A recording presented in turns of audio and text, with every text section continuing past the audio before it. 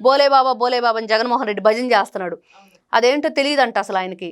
ఎలా తెలుస్తుంది? చేసింది కల్తీ, ఆయన చేయించింది ఎవరు, చేసింది ఎవరు, మరి ఈయనకు తెలీదా?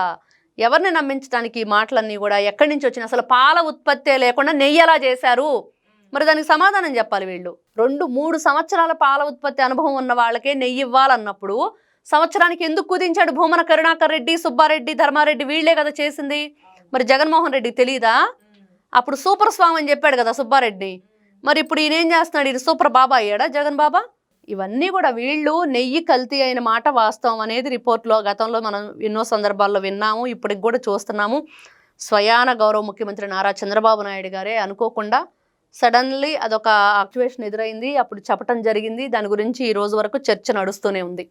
అన్నిటికంటే భయంకరమైన విషయం ఏంటంటే మేము దొంగలమని ఒప్పుకోపాటం, దొంగతనం బయటపడితే చిన్న దొంగతనమే అంటాం.